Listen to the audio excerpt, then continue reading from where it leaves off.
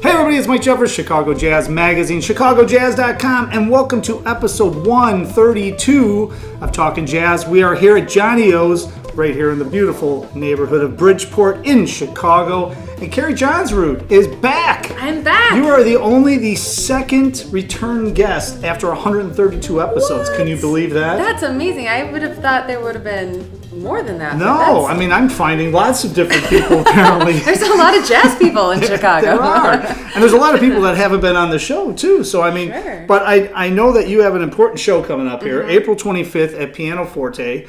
And you and I talked the last time you came in. We were talking about your Beyond the Neighborhood release, the CD release, which is Fred Rogers' music. Is it? It's the music that he wrote, right? Yep. Yeah, he composed like over 200 songs, and so we selected a handful of those and recorded them. And they're all his original lyrics and melodies and original arrangements too, or you guys rearranged some we stuff? rearranged a little bit, but the bones of the song were really great to begin with. He was really incredibly talented composer, so it's been a lot of fun for this past year to just perform the music and get it out there to the masses and see the reactions of people and it's kind of taken off on a life of its own. I didn't think I'd be here a year from now. Well, and that's the thing too. That so let me get the plug in here. Okay, April 25th. No, it's my April 25th at PianoForte on that second floor. If you have not been to PianoForte, it is 1335 South Michigan Avenue, second floor. It's a beautiful studio. It seats about 100 people.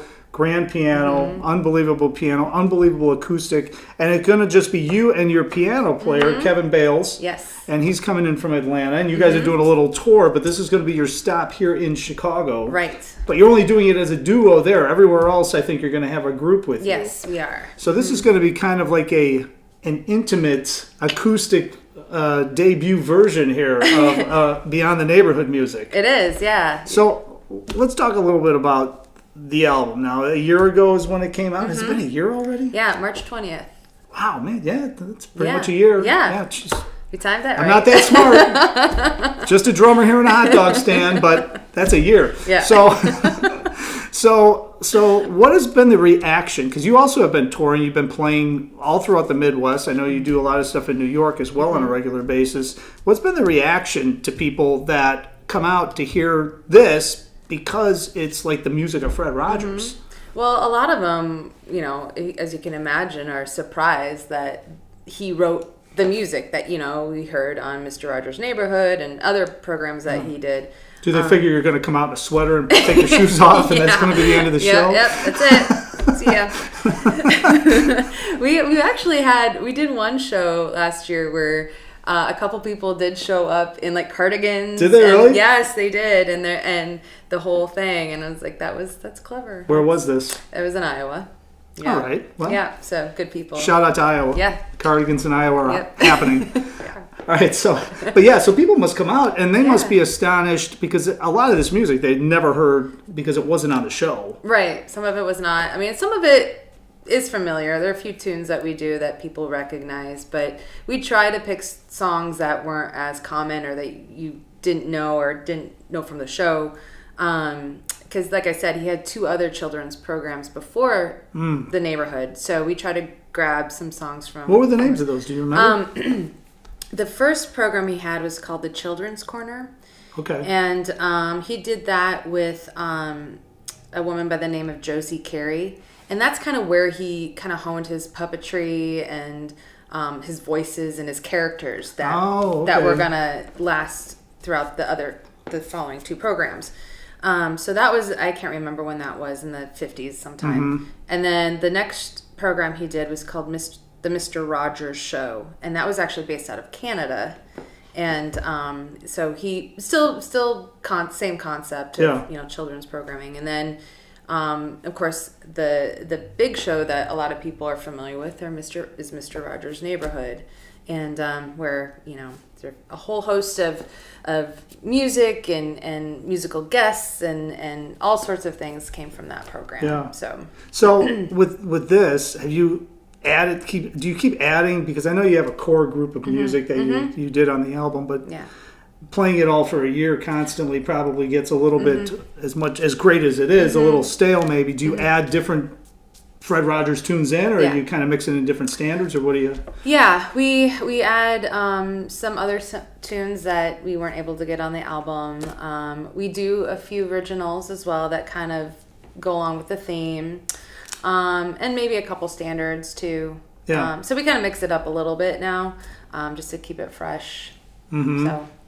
Well, that's pretty interesting. So this is going to happen April 25th, Thursday night, 1335 South Michigan Avenue, PianoForte Studios. And you also have a hit the night before at Hey Nani in Arlington Heights, which is a great little room. And that's with the full band. It is, yeah. But that's all the way in Arlington Heights. It so is. if you're in Chicago, the one to go to is the 1335 South Michigan Avenue at PianoForte. All the information is at KeriJohnsrud.com, or... this is why you know it's taken on a life of its own. It's got its own website, beyondtheneighborhood.com. Exactly. And of course, they can get the recording there and everything else. Now, before you started doing this recording, you had been playing all throughout Chicago for many years as a jazz vocalist and everything else. But let's give people a little refresher on where you came from and what your influences were, right? Did you grow up in Iowa? I did. Okay, so that's why you've got that tie to Iowa. Yeah. So you can go out there. You got built-in crowd tapping. Throngs of people. Yeah, exactly. But so you grew up in Iowa, and you started singing jazz in Iowa. Who was your influences? Oh, well, you didn't. I didn't. Oh. There goes my entire interview. It's over. It for you. It's all over with. No. I mean, I grew up listening to jazz. Yeah. But I really didn't get serious about it or really understand what jazz was till probably college. Okay. And I went to school at the University of Iowa, and then from there I decided, well, I'm already singing in school and other things, and I'm like, I'd like to keep doing this, so let me see if jazz is the avenue for me. And so that's why I moved to Chicago, because we are. Did you know anybody here? I knew one person. Yeah. Oh, okay. Yeah. So you had one connection, person, but you just wanted to move because it was like a bigger city that you knew you could get to, and there was a scene happening. Yep. And then just try and get my feet wet with what to do, and I did a lot of jam sessions and open mic stuff, and then obviously it leads one thing to another, and that's kind of how the jazz track happened for me. Where was I'm always curious, like where was you move into Chicago? Step one is what, right? I mean, what do I do? You're looking in the reader. Yeah. Where's the jam session? Yeah. I can't really remember. I think like the first year I was here, I was just trying to just get acclimated. So I don't know. I can't even remember really doing a lot of music stuff when I first moved here. But my oldest brother, is a huge music fan. He's kind of like you, knows everything about music. I don't know about that, but I know a lot about a lot of random stuff. Yeah, he's the same way. So he came to visit one time, and he's like, "Hey, Keri, let's check out this club. It's a piano bar, and I'm like, all right." So it was the Zebra Lounge, which you are aware of. The Zebra Lounge, I know. It's a tiny little historic piano bar in Chicago. It's on the bottom level of an apartment building in the Gold Coast. And I went there, my brother and I went there, and we're just sitting there listening to the piano player sing and whatnot. And we're just like bopping along, whatever. And over the mic, the piano player had been kind of like eyeballing us, I guess, because there's only room for like 10 people in the whole place. Yeah. And he's like, you're a singer, aren't you? And I'm like, how the heck do you know that? I mean, like, I'm just sitting here, just being me. And so he picked up on it somehow. And then we got to talking on his break. And turns out he ended up becoming one of my mentors for over the past. Who was it? His name is Gary Phillip. Okay. And he's no longer living in Chicago, but he moved to Florida. And but he introduced me to a lot of the jazz people in town, and just kind of took me under his wing and kind of showed me the ins and outs. Gave you a nudge to get out, right? He did, yeah. And he helped me. He's gave me some pointers and tips of what to do, not to do on gigs, and just the whole thing that you need to know when you're starting out. And so I will always be thankful for walking in there that night. And, and I think that's the thing, because a lot of people need that nudge. If you don't have that nudge, you might sit in your apartment and maybe you go out once or twice a month and you think you really got something happening, Yeah. and nothing's ever going to happen if Yeah. that happens. Right. I mean, I used to go out, the interview's not about me. I could talk all about it. But anyways, that's one of those big things that you really need that nudge to get out and do it. So once you start doing that, you tell me, because it kind of happened with me. It just starts snowballing. All of a sudden, you're out 3, 4, 5, 6. You start meeting people. You go into a jam session by yourself, but now you know everybody, so it's like you're hanging out anyways. Right, exactly. That's pretty much how it happened. I had a day job at the time, and so it was starting to get a little tough. I mean, and it was out way in Franklin Park, so out by the airport. Oh, yeah. So, staying up till 2, 3 in the morning and then having to get up at 7 to go work a full job. It's not very fun, But yeah, it's the same kind of thing. Just you get to meet all these different people, and then I was at the point where I'm ready to have my own little group, and I put a flyer in the at the music school at DePaul, and I got hooked up with a piano player there, and then met some other people, and then there you go. I mean, that's how it starts. And that's the hardest thing, though, too. And as a vocalist, it's even harder, because you can't just get together and say, "Hey, let's get together and have a session," because 99% of the time, most of the other musicians don't want to just have a session with a jazz singer, especially not like somebody that's got a lot of work. They're like, "Yeah, sure, let's have a session. That sounds like a great idea." Yeah. But it sounds like you founded the right-minded people that wanted to work with you. Yeah. And that's a key. It is. Yeah, we were all kind of in the same place in our career, I guess. Yeah. And we all just wanted to play and make music, and that's how it's also, I think, important. You tell me, but I know you play a lot with Kevin Bales, who's coming in April 25th at PianoForte. How about that? Hey.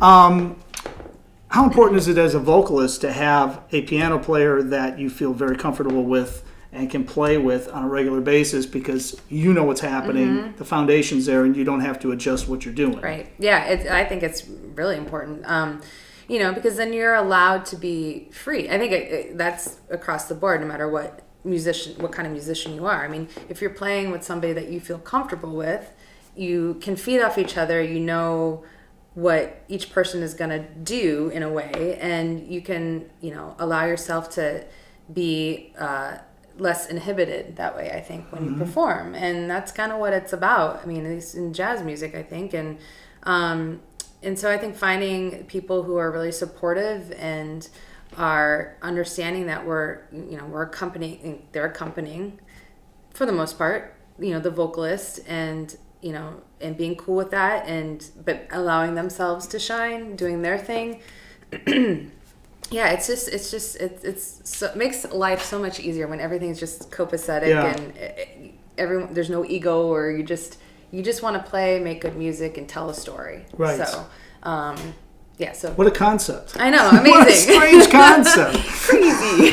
So weird. I don't know. So let me ask you this, because I've experienced it, because I'm playing drums, so there's nothing I can do about chord changes at that point. And I know that the vocalist is going to the bridge, and I know the piano player is not. Yeah. And so how difficult is that when something like that doesn't jive, especially at a jam session or something like that? And this is a good tip for any young people listening. What do you normally do when that happens? Ooh, when that happens, first you're like, oh crap, what am I going to do? But it's, honestly, sometimes I just repeat the lyrics again. Yep. You just do. You go with the flow. You just go with the flow. You just do it again. I'm like, oh yeah, it's totally meant to be like that. Right, yeah. I always wanted to play A. It's standard. It's totally cool. It's jazz.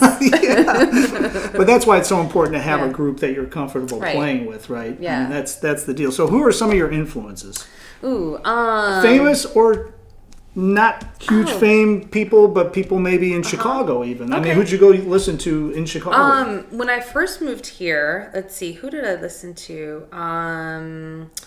I went to, Von Freeman, of course. I'm trying trying to think who else was here. Well, the vocalists at the time when I first moved here that were working were like Stephanie Browning, Elaine Dame, Arlene Bardell, another vocalist who's not on the scene anymore. Her name's Lainey Katz. So I would, those were the ones who were working, and then I would see, and I would, go here, and but outside of that, I really like. There's a vocalist. She's now actually going to be with this Chicago Jazz Orchestra coming up. Is Renee Marie. Sure. Tomorrow night. Oh, is that tomorrow night? We're filming this ahead of time. Oh, but sorry. It's tomorrow night, but that's all right. Who actually Kevin Bales worked with for like 10 years. Wow. He was her piano player. And I listened to a lot of Shirley Horn. What about like Carmen McRae or any of Dinah Washington or Sarah Vaughan, obviously, Ella. I mean, I think that those vocalists for me, outside of and I still say Frank Sinatra, one of the most swingingest vocalists ever. And if people don't check out Live at the Sands by Frank Sinatra, if you're a vocalist and you haven't listened to that thing until it like wore out and you listen to it again, you're out of your mind because the phrasing on that and the swinging, unbelievable. Anyway, I digress. But vocalist wise, I mean, Ella and all them, because I hear, and I've played with you too, and as a drummer, you can feel it.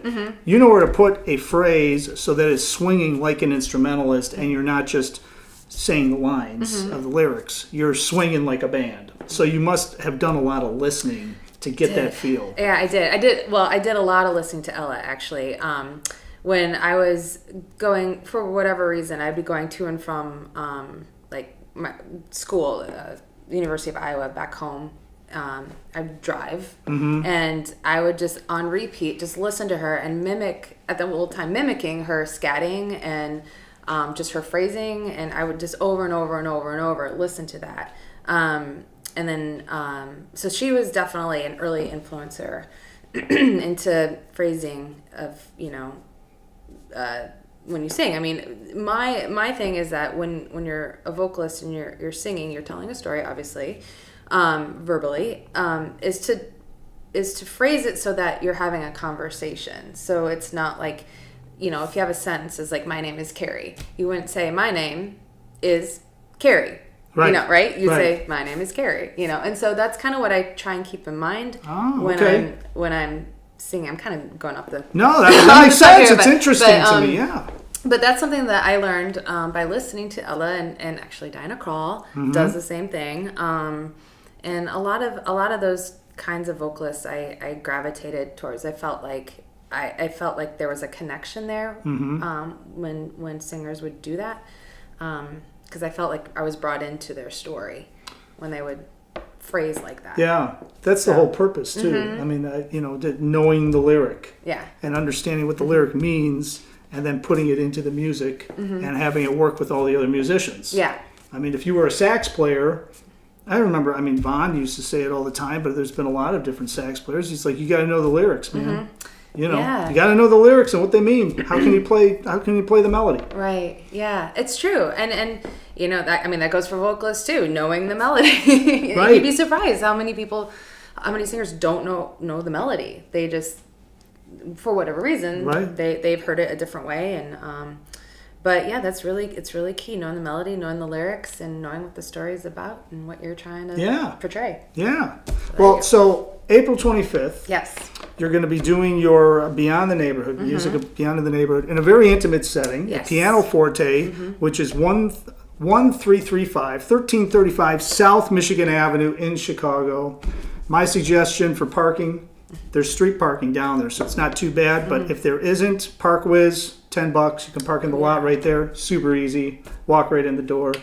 Done deal. Or you can actually valet, I think, at the Firehouse restaurant the block down too. So you know all the ins and outs. Full of information. Some people think I'm full of something else, but hey, whatever. It's my show. I can do whatever I want. Now, here's the big question.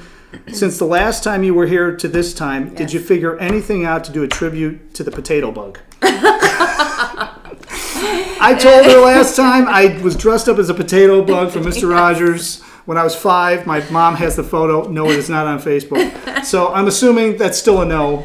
So I will leave my No. potato bug outfit at home that Yes, night I'm until you sorry. can come up with a proper tribute. Yes, we'll work on that. We'll get to get on that. Maybe it's the second album. It could Who be. knows? You know, volume 2. Volume 2. You could do like 12. You could do Lady Elaine. I mean, Oh you my could do the whole gosh. 9 yards, man. That's a really good idea. Yeah. Yeah, it's kind of crazy actually. That But But thanks kinda for cool. playing along. I Hey, appreciate that. yeah, no All problem. right, so I think we covered everything. I think mean, we we've got it did. nailed down here. So beyondtheneighborhood.com, KeriJohnsrud.com. We've got them both linked up. Tickets are $20, $10 for students. Starts at 8 p.m. April 25th. Of course, she's at Hey Nani the night before in Arlington Heights. Mm-hmm. And you're also going to be touring. So you have some Midwest dates. Yeah, we do. We're actually going to be mostly in Iowa. But we have this. I'm really excited about it. Actually, the following night, on Friday night, we're going to be doing a show in Iowa City as part of a Fred Rogers weekend. Wow. So like the night before we play, they're showing the documentary, and then we're performing on the Friday night, and then Saturday night they're having a gentleman, I can't recall his name. He did a biography. He wrote about Fred Rogers, so Oh. he's giving a talk and that kind of thing. So it sounds like a pretty exciting weekend. So That's awesome. I know. That's really cool that they're putting some Yeah. thing around that, Yeah. because that sounds like it's going to turn into something on a yearly, annual basis. I right? know. I'm like, do you want to take this on the road? Yeah, right. Let's go. Let's go. Yeah. All right, Keri, thanks for coming in. Sure, thanks for I having appreciate me. you coming down to Johnny O's here in Bridgeport. And of course, April 25th, all the information's down below. And as I always say, hopefully we will see you on April 25th at her show at PianoForte. And if we don't see you there, hopefully I will see you somewhere at a show somewhere in that vicinity. But if not, hopefully both of us will see you somewhere out on the scene.